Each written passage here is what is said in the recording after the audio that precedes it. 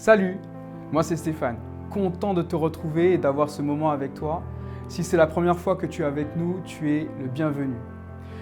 Il y a quelque chose que j'ai appris récemment, c'est que lorsqu'on accumule de la culpabilité ou de la rancune, ça modifie la chimie du cerveau. Ça modifie un peu comment notre cerveau fonctionne. Et ça m'a fait penser à une notion très intéressante que je partage avec toi maintenant.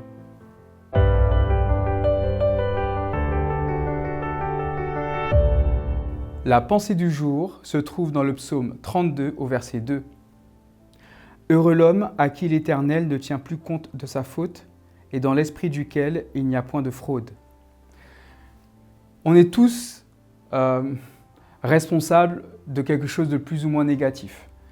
Une mauvaise parole, une mauvaise pensée, une mauvaise action, qui a même peut-être parfois pu faire du mal à quelqu'un, à des personnes, même parfois à des personnes à qui on tient, des personnes qu'on aime.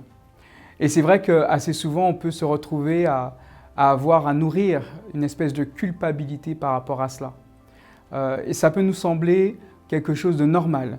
On regrette, on a des remords et on se sent coupable.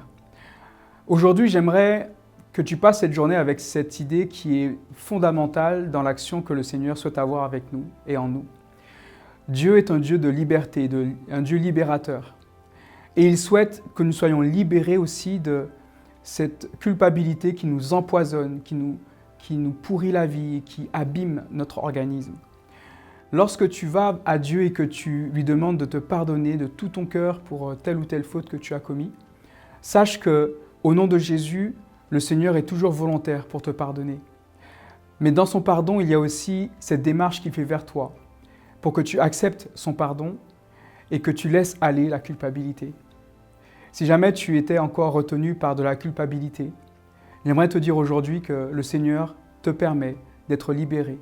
Accepte son pardon et sois libéré de cette culpabilité. Sois libéré et que le Seigneur te bénisse abondamment.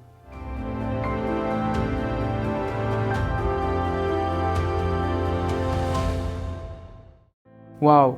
Ces messages me font du bien et j'espère qu'ils te font beaucoup de bien également. Merci en tout cas pour les encouragements et les commentaires que tu laisses. N'hésite surtout pas à t'abonner à cette chaîne pour être sûr de ne pas rater les moments d'échange autour de la parole de Dieu. Quoi qu'il en soit, like et partage avec une personne qui t'est chère, je suis convaincu que ça fera beaucoup de bien. Et n'oublie pas, rendez-vous demain matin.